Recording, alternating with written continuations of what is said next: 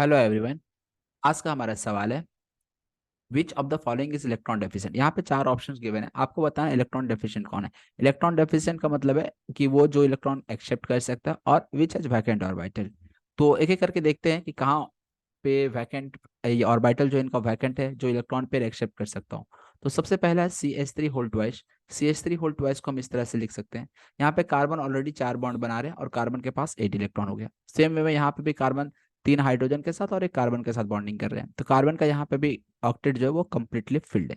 तो यहाँ पे तो आप देख सकते हो कि जो ए है वो आपका इलेक्ट्रॉन डेफिशिएंट नहीं हो सकता, ये इलेक्ट्रॉन बिल्कुल प्रिसाइज है, मतलब यहाँ पे ऑक्टेट कंप्लीट है।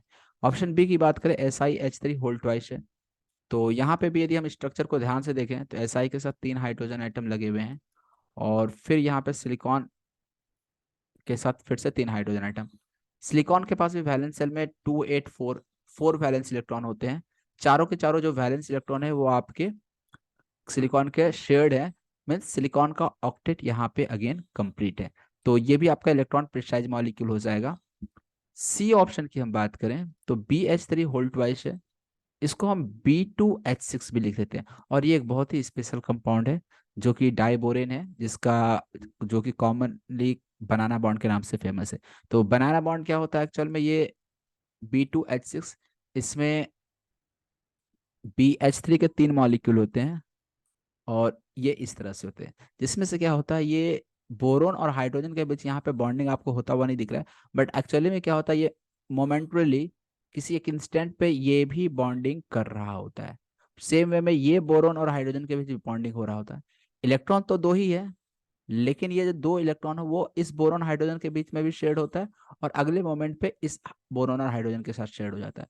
मतलब इलेक्ट्रॉन दो है लेकिन ये 3 आइटम के बीच में शेड होता है। तो इसलिए इस पूरे बॉन्ड को, इस BHB बॉन्ड को, ये पूरे यहाँ से लेकर यहाँ तक जो बॉन्ड है इसको हम लोग बोलते हैं बनाना बॉन्ड, और ये आपका कहलाता है 3 centred 2 electron bond. 3 centre 2 electron bond इसलिए क्योंकि यहाँ पे आइटम 3 है और इलेक्ट्रॉन केवल दो ही है जो कि शेड है इन तीनों के। सेम में एक ऊपर से भी BHB इस यहाँ पे भी बनेंगे।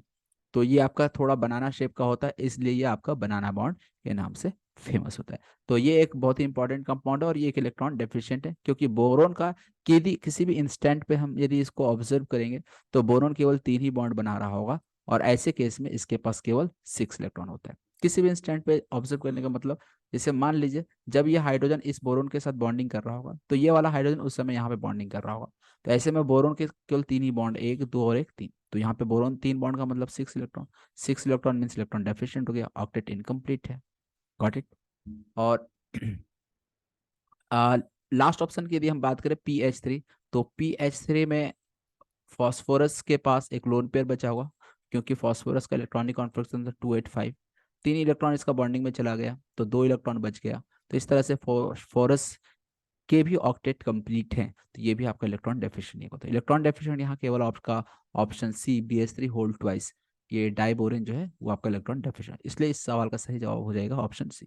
Hope you understand this question. Thank you for watching video.